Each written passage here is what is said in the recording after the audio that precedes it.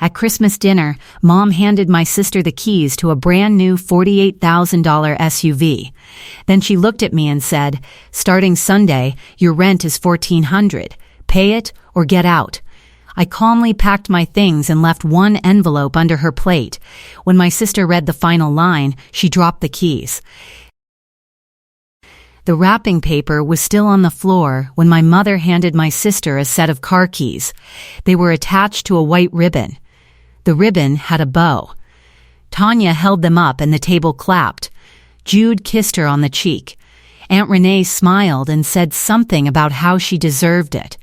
My mother watched the applause with both hands flat on the table, fingers spread, like she was holding the room in place. Then she turned to me. Her smile did not change. Her voice did not rise.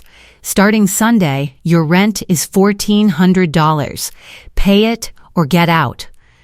The table went quiet. The ribbon was still swinging from Tanya's hand. I looked at my mother. She was sitting at the head of the table in the chair my father used to sit in before he left 14 years ago. She had a glass of wine in front of her, half finished, and a plate she had barely touched. The Christmas lights behind her blinked in sets of 3, red, then green, then white, and they threw small colors across the ceiling that nobody was watching anymore. Renee set her fork down. Jude looked at his plate. "I have been carrying you for 3 years, Maeve. No rent, no contribution, no plan. Your sister graduated, moved out, got a job, and built a life with someone who loves her. You sit in my house, answer phones at an animal clinic, and come home smelling like wet dog. Starting Sunday, $1,400 a month. Pay it or get out." She picked up her wine glass and took a long sip, her eyes on me over the rim. "And before you make a face, look at what I just gave your sister. She earned it. You have not earned a single thing under this roof." The room was still. Renee was looking between me and my mother like she was trying to figure out if this had been rehearsed. Jude's hand was on Tanya's knee under the table, but his eyes were on the window behind me. Nobody spoke for 5 seconds. Then Tanya jingled the keys once, a light metallic shake, and turned to me. "Mom is right. I moved out at 22. You are 28 and still sleeping in your childhood bedroom with a stuffed animal on the shelf. $1,400 is less than what I pay for my apartment. You should be thanking her." She smiled. Not a cruel smile, the kind that comes from someone who has never had to wonder whether the math worked out at the end of the month. Renee put both hands flat on the table. "Gwen, it is Christmas. Can we not do this tonight?" "Stay out of it, Renee. This is between me and Maeve. She is 28 years old and she acts like I owe her free housing until she figures out what she wants to be. I just think the timing is not right for this. The timing is perfect. She is sitting right there and she needs to hear it. Tanya moved out, got an apartment, pays her own rent, pays her own insurance. Maeve answers phones at a veterinarian's office and sleeps 10 feet from the room she grew up in. If that does not embarrass her, it should." Jude cleared his throat. He was looking at Tanya. Tanya was looking at her keys. I set my napkin beside my plate. I pushed my chair back. I stood up. Nobody moved. I walked upstairs. My bedroom door was open. The hallway light cut a line across the floor to where my bag was sitting half-packed at the foot of the bed. I had packed it 3 days earlier. Clothes, toiletries, my laptop, my charger, and a folder of documents I had been collecting for 3 weeks. The tree was in the living room downstairs.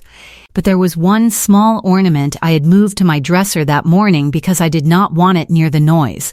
A hand-blown glass cardinal, deep red, no bigger than a walnut. My grandmother gave it to me when I was 9.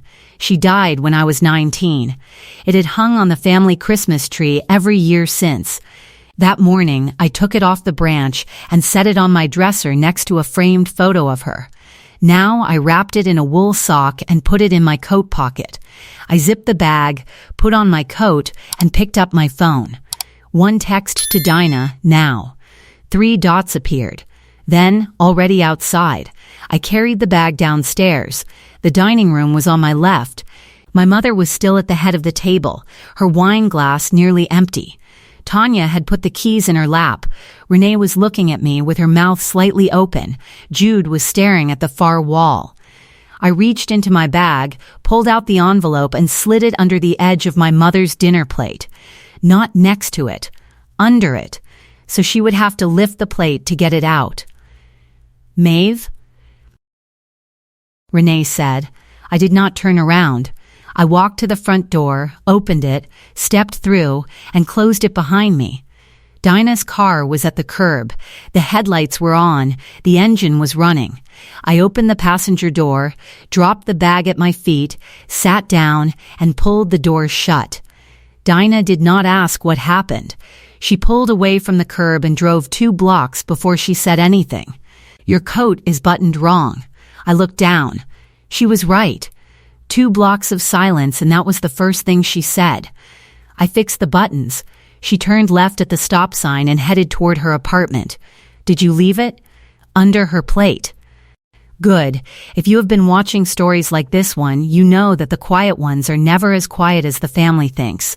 And if this is your first time here, welcome to Betrayal Unfolded. Make sure to subscribe so you do not miss what comes next. Because what was in that envelope changed everything my mother thought she knew about her own household. 3 weeks before that Christmas dinner, I was walking to the bathroom at 11:14 at night. The hallway was dark. My mother's bedroom door was cracked open, and the light from her nightstand lamp made a thin stripe on the carpet. I could hear her voice, low and careful, the way she spoke when she did not want the conversation to carry. Her rent more than covers the note. "Do not worry about the car payments, Tanya, I have it handled." I stopped walking. My hand was on the bathroom door handle.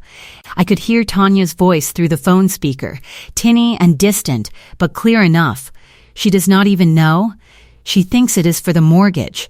My mother laughed, not a full laugh, a breath through her nose. "She has never asked to see a statement." I stood in that hallway for 43 seconds. I know because I was looking at the clock on the microwave through the kitchen doorway. The green numbers changed from 11:14 to 11:15. I went to the bathroom, closed the door, sat on the edge of the tub, and opened my banking app. 36 monthly transfers of $900 to Gwen A. Ferris, the first one dated January of 3 years ago, 2 months after I moved in. Total, $32,400. I had paid $32,400 in rent. My mother told Tanya it covered a car note. And she told the rest of the family I lived for free.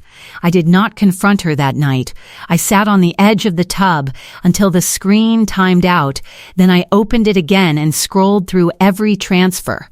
$900. $900. $900. 36 entries in a row. The consistency of it was the part that sat in my chest like a weight. Every month for 3 years I had transferred that money because my mother told me it went to the mortgage. She said, $900 covers the mortgage and a little toward upkeep. Those were her exact words the day I moved in. I remember because I wrote the amount in my budget notebook and circled it. I was making $34,000 a year at Greenfield Animal Clinic, and $900 a month was 43% of my take-home pay. I paid it anyway because I thought I was helping her keep the house. And every month for 3 years my mother collected it, told Tanya on the phone that it covered a car note, and told Renee at family dinners that I lived rent-free. 3 versions of the same money. One to me, one to Tanya, one to the family. Each version a different lie. The next day, I waited until my mother left for her shift at the fabric store. I went to the filing cabinet in the spare bedroom. I was not breaking into her private files. I was looking for my own birth certificate because Boyd, the attorney I had not yet called, would need identification documents if I decided to take this further. The mortgage statement was in the same drawer, filed between the homeowner's insurance and the property tax receipt. Monthly mortgage payment, $740. I had been paying $900. $160 above the mortgage every month for 36 months. That was $5,760 that went somewhere my mother never told me about. I photographed the statement with my phone, closed the drawer, and put everything back exactly where it was. 2 days later, the car loan statement arrived in the regular household mail. It was sitting on the kitchen counter with the electric bill and a dental reminder card. First National Auto Finance. Account holder, Gwen Ferris Vehicle, 2024 Chevrolet Traverse. Financed amount, $48,000. Monthly payment, $780. Term, 72 months. 11 payments completed. My mother's take-home from the fabric store was roughly $1,700 a month on a $22,000 salary. The mortgage was $740. Property tax was about $200 a month escrowed. That left $760 for utilities, food, gas, and everything else. The car payment alone was $780. $20 more than what she had left after mortgage and taxes. Without my rent, the math collapsed. It could not work. My $900 a month was the only reason both the mortgage and the car loan stayed current. She bought Tanya a $48,000 SUV, and she funded it with my rent. And she told the family I contributed nothing. That same evening, sitting on my bed with the door closed, the second half of that phone call came back to me, the part I had not let myself process. Because after my mother said she has never asked to see a statement, Tanya had said something else, something I heard clearly through the cracked door. Just raise it to $1,400. She will pay. She has nowhere else to go. My sister calculated my silence. She measured it, priced it, and told my mother to charge more. The rent increase was not Gwen's idea. It was Tanya's. I called Boyd's office the next morning. He was a civil litigation attorney Dinah's cousin had used for a landlord dispute 2 years earlier. I sat in his office on a Tuesday at 10 a.m. with my bank records on my phone and the photographs of the mortgage and car loan statements. Boyd looked at my phone screen for 30 seconds. He scrolled through 6 months of transfers, then stopped and set the phone face down on his desk. Was there a written lease? No. All 36 transfer receipts are in your banking app? Every one. Did your mother ever acknowledge these payments in writing? A text, an email, anything? She told me verbally. $900 covers the mortgage and a little toward upkeep. That was the agreement. And the car loan. Her name alone on the account? Her name alone. Gwen Ferris, he leaned back. You have a viable, unjust enrichment claim for the overpayment above the actual mortgage. $5,760. The absence of a written lease actually strengthens your position because there was no agreed-upon rate tied to an instrument she can hold up in court. She set the number verbally, and you can demonstrate with the mortgage statement that the real cost was lower. You also have leverage in the full documentation of the arrangement. 36 payments with no lease is a pattern, not an accident. He paused. Prepare your documentation. Copies of everything. If she disputes it, we file. I spent the next week preparing the envelope. I sat at Dinah's kitchen table after work every evening because I needed a surface that was not inside my mother's house. Dinah gave me a key the day I told her what I had found. She did not ask questions. She made coffee, set a mug in front of me, and went to the living room to watch television with the volume low. The envelope contained 4 items. First, a photocopy of the mortgage statement showing $740 per month. Second, a photocopy of the car loan statement showing $48,000 financed in Gwen's name at $780 per month. Third, a printout of my 36 bank transfer records totaling $32,400. Each transfer was highlighted in yellow. Fourth, 1 handwritten letter. 3 paragraphs. The first paragraph listed every figure. The second paragraph explained that my attorney had copies of all documents. The third paragraph was 1 sentence: the SUV is a 72-month loan in Mom's name. Monthly payment, $780. Funded by my rent. I leave Sunday. There is no one left to make the payments. I wrote that line at 11:30 at night while Dinah slept in the next room.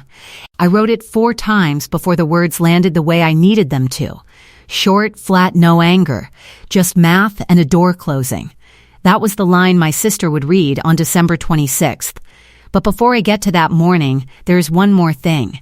In the mail pile that same week, under a grocery circular, I found a late notice from First National Auto Finance dated November 19th. 1 missed payment on the Traverse. A 30-day grace period before penalty fees kicked in. My mother had already missed the November car payment before Christmas. The rent increase from $900 to $1,400 was not a power move. It was not authority. It was desperation. She was already underwater, and she needed more of my money to keep from drowning. I should have stopped paying 3 years ago. I know that now. I should have asked to see a mortgage statement the first month. I should have checked the numbers instead of trusting the person who raised me. But I did not, and the reason I did not goes back to the year my father left. He packed a duffel bag on a Sunday afternoon when I was 14. He had been quiet all weekend, quieter than usual. And when I came downstairs for a glass of water, he was already standing at the front door with his truck keys in his hand. He looked at me for about 2 seconds, then he said, "Tell your mother I will call on Tuesday." He never called. He drove to his brother's place in Nevada, and that was the last time I saw him standing in our kitchen. My mother sat at the same table where she just handed Tanya the SUV keys, and she cried for 3 weeks. Not the quiet kind, the kind where the whole body shakes and the person cannot hold a glass without spilling. I was 14 years old, and I made dinner every night because nobody else was going to. Scrambled eggs on Monday, boxed macaroni on Tuesday, canned soup for the rest of the week. Whatever I could reach on the counter. Tanya was 11. She came home from school, went to her room, and closed the door. Every single day. I stayed in the kitchen, I washed the dishes, I wiped the table, I sat across from my mother until she ate 4 bites and stopped crying long enough to walk to her bedroom. I took that role and I carried it for 14 years. Past the point where it was a daughter's love and into the territory where it was a habit I was afraid to break. I paid rent. I cooked meals. I changed the air filters and scheduled the furnace inspection and replaced the smoke detector batteries every March. Even after Tanya moved out at 22 and the balance shifted and the responsibility was no longer reasonable, I stayed. I paid. Because somewhere in the back of my mind, every time I thought about leaving, I saw the kitchen table and the shaking hands and the 4 bites, and I could not make myself be the second person who walked out the door. Should have drawn the line at 25. I did not. That was my mistake, and I own it. But what my mother did with that loyalty was her choice. She turned it into an income stream. She built a budget around my silence. And she spent the surplus on my sister's car while telling the family I gave nothing. Christmas night. Dinah's apartment. 2nd floor, 1 bedroom, a pull-out couch with clean sheets Dinah had put on that afternoon because she knew I might need them. She told me that later. She had put them on before I even texted the code word. I sat on the couch with my coat still buttoned wrong and my bag on the floor. Dinah handed me a glass of water and sat down next to me. "You are shaking." I looked at my hands. She was right. I had not noticed. I was holding the glass with both palms flat against the sides like I was trying to warm them on something cold. "Did you eat?" 2 bites of ham. "I will make eggs." She stood up, walked to the kitchen, and cracked 4 eggs into a pan without saying another word. I sat on the couch and listened to the butter hiss. The apartment smelled like garlic salt and dish soap, and the heating vent was blowing warm air across my ankles. I pulled the glass cardinal out of my coat pocket, still wrapped in the wool sock, and set it on the windowsill next to a small cactus Dinah had been trying to keep alive since September. Borrowed light, borrowed shelf, but mine. I almost answered when Gwen called 6 times on December 26th. My thumb hovered over the green button on the 4th call at 8:47 a.m. I could see the screen lighting up with her name. and something in me wanted to hear what she would say when the numbers were in front of her face. But I opened my photos instead. The mortgage statement, $740 per month. My bank app, $900 per month, 36 times. The math had not changed. The lie had not changed. I locked the phone and let it ring. By 9:02, she had called 6 times. I know because the call log was still open when Renee's text came through at 9:15. Your mother found something under her plate this morning. She has been on the phone for 2 hours. At noon, Jude texted me. We had never exchanged more than holiday small talk, but he had my number from a group message Tanya started 2 Christmases ago. His message was 5 sentences. Tanya read it on her phone. Your mom sent her photos of everything in the envelope. She looked at the keys on the counter for a long time, set them down, walked into the bedroom and has not come out. The keys. The same keys she held up at dinner with the white ribbon swinging from her fist. The $48,000 gift that was not a gift. It was a liability financed in my mother's name, backed by my rent, on a 72-month note that now had no payment source. Tanya did not throw them. She set them down, carefully, like setting down something she realized had never belonged to her. I read Jude's text at Dinah's kitchen table. Dinah was at the counter making coffee. She read the text over my shoulder, said nothing, and poured me a cup. Outside the window, the sky was the color of wet concrete. December 26th, in a town where Christmas decorations stay up until mid-January because nobody has the energy to take them down. Day 2. Tanya's SUV appeared in Dinah's parking lot at 3:15 in the afternoon. I was at work filing intake forms for a golden retriever with a torn ear. Dinah saw the SUV from her apartment window when she came home from the post office. She texted me a photo. Tanya was sitting in the driver's seat. She did not knock on the apartment door. She did not call. She sat there for 40 minutes, engine running, heat on, staring at the second-floor window where Dinah's kitchen light was visible. At 3:55, she pulled away. Dinah sent me a second photo of the empty parking spot and 2 words, "She left." That evening, I asked Dinah what she saw on Tanya's face through the windshield. She was holding her phone in both hands, like she was reading something and rereading it. The envelope. She was reading the letter again.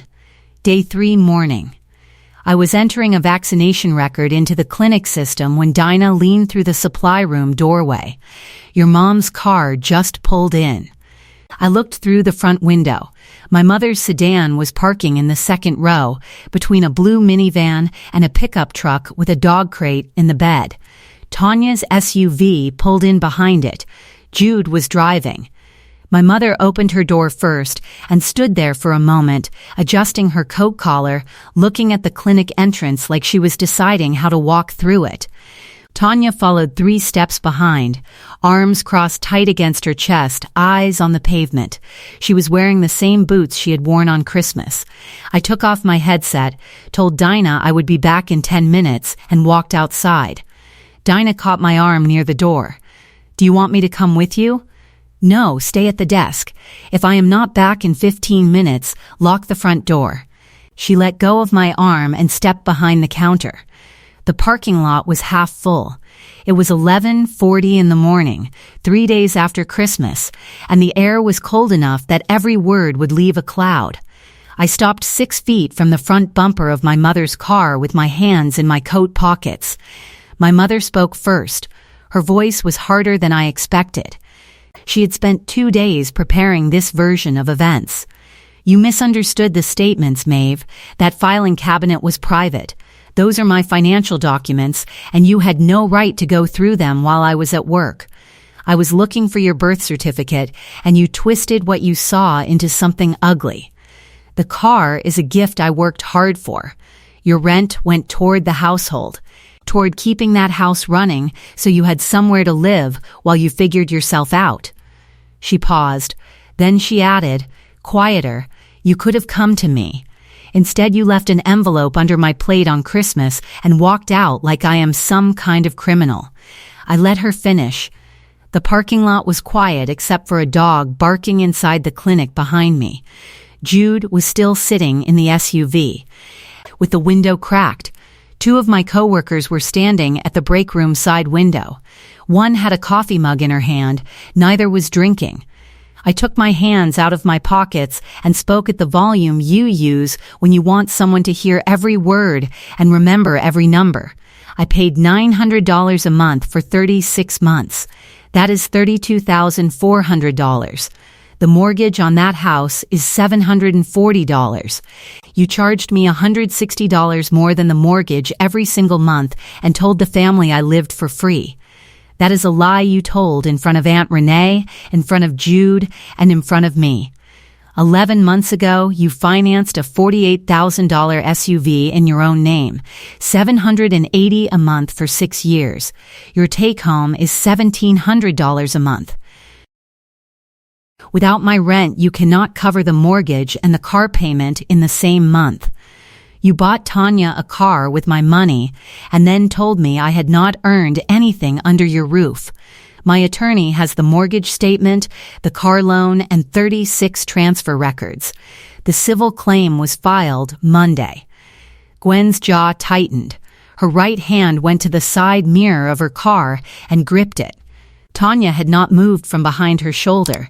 Her arms were still crossed and her eyes were on the ground. I took one step closer. You told a room full of people that I contributed nothing. I contributed $32,400. That is more than Tanya paid in 3 years of her own apartment rent. I paid for the roof, the heat, the water, and $160 a month in profit you never told me about. And you bought her a car with the surplus. The woman who earned nothing earned you a $48,000 SUV. You are welcome, Mom. My mother's face changed. The prepared script she had rehearsed for 2 days broke apart. She let go of the mirror. Her hand was trembling at her side. You had no right to go through my mail.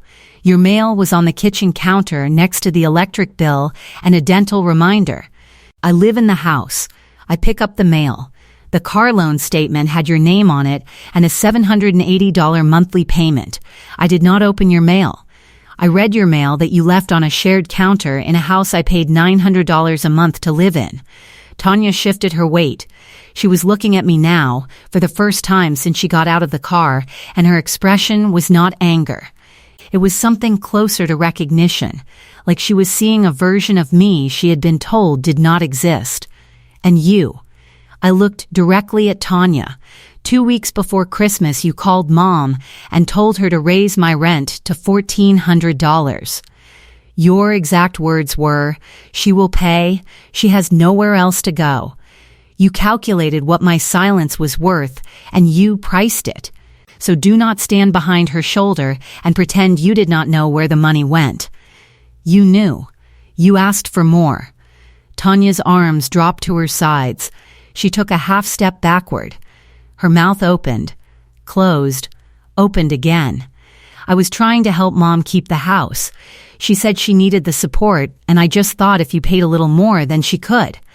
She needed my money, Tanya, and you told her to take more of it because you decided I was too quiet to leave. That was your calculation, not hers. Yours. Tanya's chin dropped. She looked at the ground between her shoes. Her breathing was shallow and fast, the kind of breathing that comes right before someone either speaks or cries. She did not do either. She just stood there, arms at her sides, keys to a $48,000 SUV somewhere on her mother's kitchen counter, and she did not say another word for the rest of the conversation. My mother's voice changed then, lower, shakier, something I had not heard from her since the year my father left. I raised you alone after your father walked out. Every birthday cake I made from scratch. Every school play I sat through. Every night I worked 2 shifts so you could sleep safe in that house. You owe me this, Maeve. This is what daughters do. Her voice cracked on the word daughters. It was the first time anyone present had heard it crack, and for 1 second I wanted to be the girl from the kitchen table again, the one who stayed because somebody needed me. I almost turned around. Not because of the words, because of the crack in her voice. It sounded like the kitchen when I was 14, scrambled eggs on the stove, Tanya's door closed, my mother eating 4 bites and crying. But I could see Dinah's reflection in the glass door of the clinic. She was standing at the front desk with both hands on the counter, watching through the window. She did not move. She did not look away. I did not need to turn around. You told this room I paid nothing. I paid $32,400. You used it to buy her a car. Then you asked me for more. I held the silence for 3 seconds. Then I reached into my coat pocket and took my house key off the keyring. The metal was cold. The key had a small scratch across the top from when I dropped it in the driveway 2 years ago. There is no more $900. There is no more $1,400. There is no amount. I do not live there. I do not owe there. The next envelope you receive will be from my attorney. And this key is the last thing of mine that touches your property. I set the key on the hood of her car. The metal clicked against the paint. My mother stared at the key. Her right hand came up halfway like she was going to reach for it, then stopped. Her fingers curled and uncurled twice. Her breathing was audible now, short pulls of cold air that turned into white clouds between us. Her shoulders dropped 2 inches. Her left hand went to her stomach, flat, pressing inward. The way a person presses a wound they cannot see. She looked at the key on the hood, then at me, then at the key again, and she did not pick it up. I turned around and walked to the clinic door. Dinah held it open. I stepped through and she closed it behind me. Through the window, I could see my mother standing at the bumper, both hands at her sides. The key still on the hood catching the winter light. Tanya was 3 steps behind her, face turned away, arms wrapped around her own ribs. Jude sat in the SUV, with the window cracked, both hands on the steering wheel, staring straight ahead. The angle of his jaw told me he had heard every number and was trying to decide whether any of this was his business. My 2 coworkers were still at the break room window. The one with the coffee mug had set it down on the counter. The other one had pulled out her phone, thought about it for a second, and put it back in her pocket. I almost left the ornament on the tree. Christmas morning, before the dinner, before the keys, before the speech. I stood in the living room at 6 a.m. while the coffee brewed and looked at the glass cardinal near the top branch, catching the first light from the front window. It felt like stealing from my own childhood. But my grandmother had given it to me at 9 years old, kneeling on the carpet, holding the cardinal in her palm.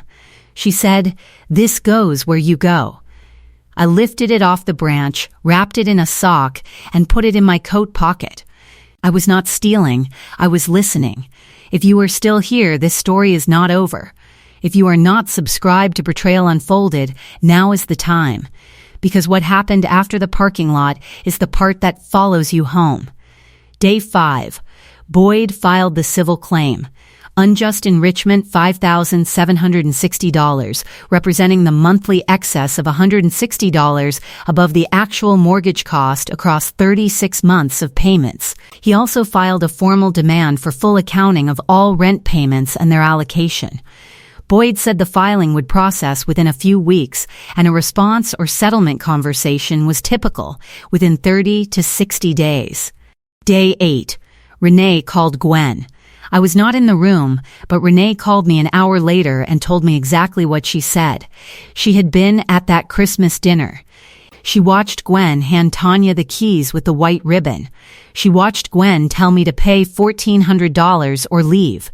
She watched me put the envelope under the plate and walk out without raising my voice. And on day 4, I had met Renee for coffee at a diner near her house and showed her my bank records on my phone. 36 transfers. $900 each. The mortgage figure. The car loan. I told her exactly what I thought. I said, "You charged that girl $900 a month and told me she lived for free. You stood at your own Christmas table and called her a freeloader in front of me, in front of Jude, in front of Tanya. And the whole time she was paying your mortgage plus $160 a month you put in your own pocket. And now I have seen her bank records. 36 transfers, Gwen, every single month." Gwen started to explain. She told Renee the $900 also covered utilities, food, hot water, wear and tear on the carpets. She said running a household costs more than a mortgage payment, and that Maeve ate from the refrigerator and used the washing machine and never once offered to pay for groceries separately. Renee did not let her finish. "I was in the room, Gwen. I watched you hand Tanya a set of car keys with a white ribbon and then turn to Maeve and tell her she had not earned a single thing, while she was paying $160 more than the mortgage every month. Do not call me again until you have called her and told her the truth. The actual truth. Not whatever version you are rehearsing right now." 3 days later, day 11, Renee told their mother. My grandmother on my mother's side, the woman who gave me the glass cardinal. She was 81 and lived alone in a condo 40 minutes north. She called Gwen that evening. I do not know the full conversation, but Renee told me the first line, "I did not raise you to treat your children as income." Gwen did not pick up the second call. Day 15. January, Gwen sat at the kitchen table with 2 envelopes, one from the mortgage company, $740, due January 22nd. One from First National Auto Finance, $780, due January 25th. She had already opened her banking app 3 times that morning. The number had not changed, $420 in checking. She picked up the phone and called the auto lender. The representative was polite. Yes, they could offer a one-time deferment. The missed payment would be added to the end of the loan term. There would be no late fee this time. But only this time. "Is there anything else I can help with today?" "No, thank you." She accepted the deferment. The mortgage cleared on the 22nd. The car payment rolled to the back of the loan. 1 month of borrowed air. She sat at the table for 8 minutes after hanging up. The calculator app was still open on her phone screen. $1,700 minus $740 minus $200 minus utilities minus groceries minus gas. She ran the numbers 4 different ways. She moved groceries down, cut the gas estimate, removed the internet bill temporarily.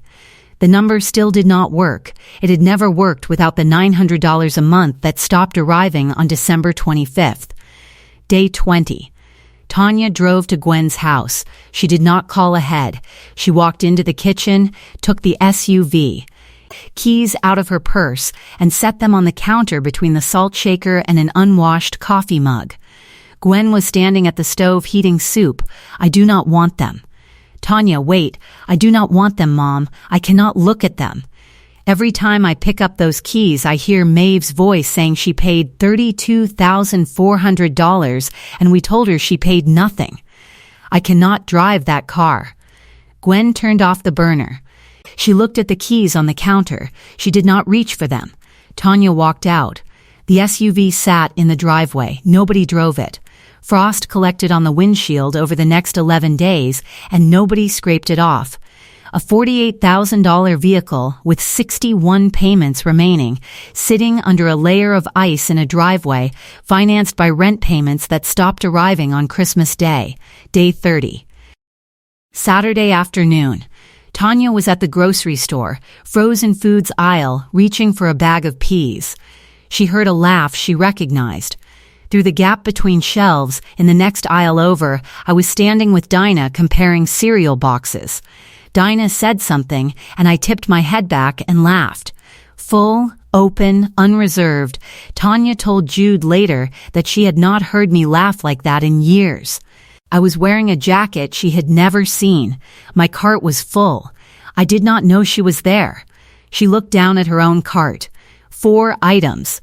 She left the cart in the aisle and walked out. In the parking lot, she sat in the SUV that she now knew her sister's rent had paid for. She did not start the engine for 7 minutes. Gwen's world. By early February, the deferred car payment added to the loan balance. January's mortgage scraped through. February's payments were 18 days away, and the checking account was already thin. Renee had not called since New Year's. Their mother had called twice, and Gwen let both go to voicemail. The SUV keys sat on the kitchen counter where Tanya had left them, untouched. Nobody had driven the car in 11 days. It sat in the driveway collecting frost while the loan accrued interest at $780 a month that Gwen could not afford without the rent payments from the daughter she told the family contributed nothing.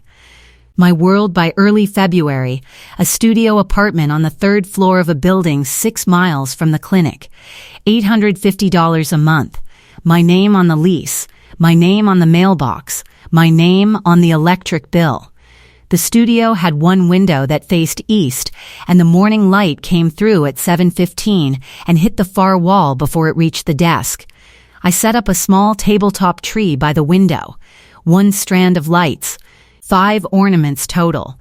The glass cardinal hung in the center, deep red against the green wire, catching the morning sun and throwing a single red dot on the opposite wall. Grandmother's ornament on my tree. In my home. Boyd's filing confirmation was in the desk drawer. Dinah's birthday card was on the fridge 3 weeks early because she said she would forget. The apartment was small. The kitchen counter was 4 feet long. The closet held half of what my childhood bedroom had held. And it was mine in a way that nothing in my mother's house had ever been. Because every dollar that kept the lights on came from my own paycheck, and nobody collected a profit from the difference, and nobody told their sister I was living there for free.